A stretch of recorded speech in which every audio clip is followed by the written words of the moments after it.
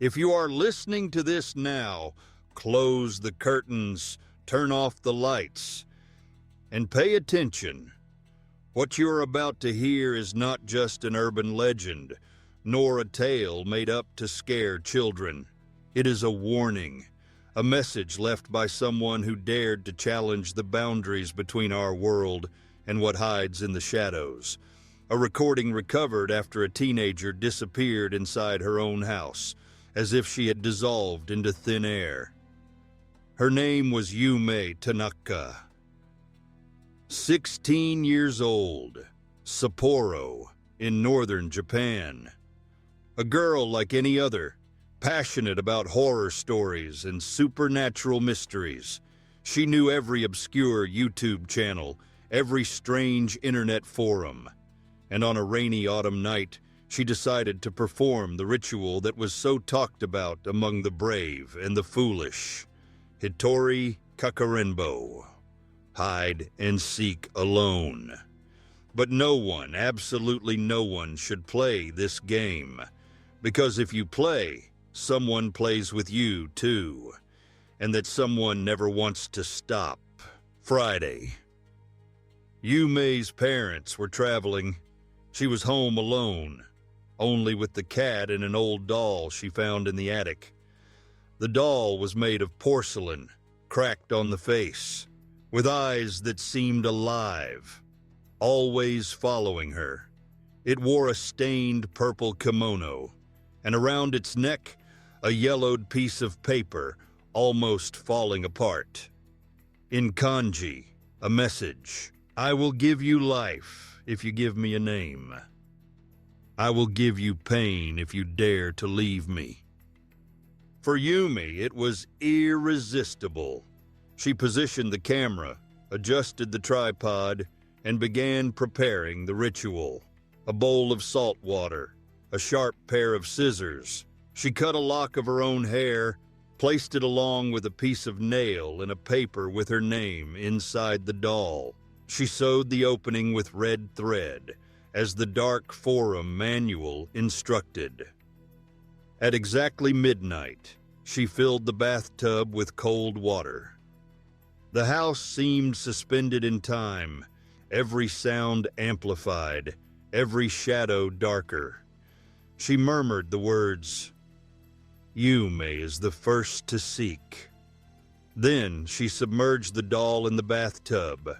She ran to the closet, hid, and then waited 30 seconds. He fell silent. The only sound was his heart beating against his ribs. Outside, the noise of a dripping leak, persistent, hypnotic, until suddenly, the door of the house slammed shut by itself. A distant thunder, and shortly after, the sound of water running, dripping, as if someone wet was walking barefoot on the wooden floor.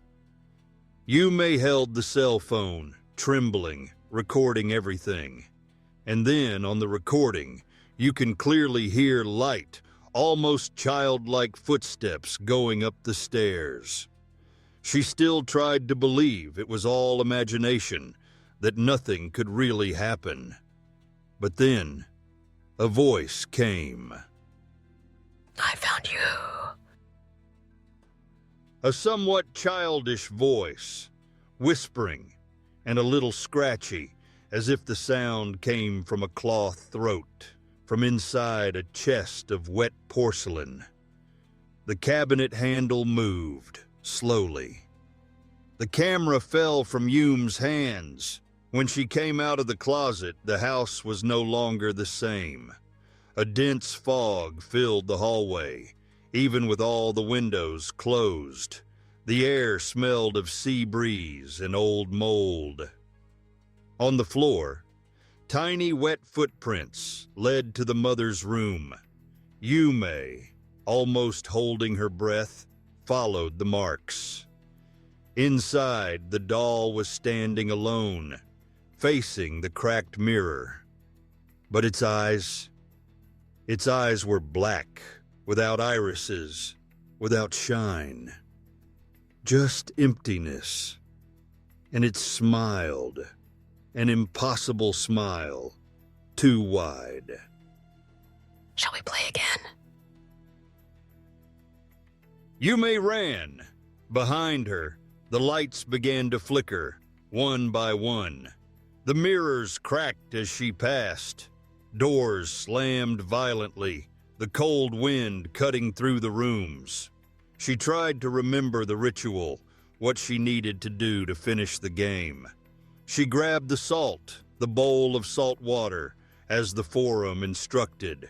But the doll wouldn't stop moving. It chased her, appearing and disappearing in the mirrors, in the dark corners of the rooms distorted by the fog. The house seemed to expand, the hallways longer, the doors leading to places that did not exist. It was like a nightmare from which one cannot wake. Yume cried, red-eyed, exhausted. In one last effort, she locked herself in the bathroom, the doll banging against the door. 1, 2, 3 times, she screamed. I won! The game is over! Go back to nothing! But the silence was absolute. And then, the light went out. One last whisper, like a cold wind. You gave me life. Why stop playing? The recording ends with one last scene. The bathroom mirror shattered, and on it, written in blood. Yume is hiding. Now it's your turn. Yume's body was never found. Only the doll, soaked, smiling, sitting on the edge of the bathtub. The neighbors say they hear small footsteps at night, muffled laughter coming from the walls. They say the house has never been silent again. And if you've heard this story this far and feel a chill down your spine, a presence watching from the darkness, maybe it's your turn to play too. The ritual is simple. A doll, a bit of your hair, your name handwritten, salt water, a mirror, and the courage or the foolishness to call what no one should call. Hitori Kakurenbo is not just a game. It is an invitation, a summons, and once accepted, it can never be undone. Remember, hiding alone does not exist. There is always someone willing to play with you. And that someone never gets tired, never leaves, never forgets your name. If you hear footsteps in the middle of the night, laughter coming from the bathroom, or feel that the mirror reflects something beyond your face, remember Yume Tanaka. She just wanted to feel a little excitement, to challenge the unknown. Now she is hiding, and maybe, just maybe, she is waiting for you. The doll smiles. The game never ends. You want to play?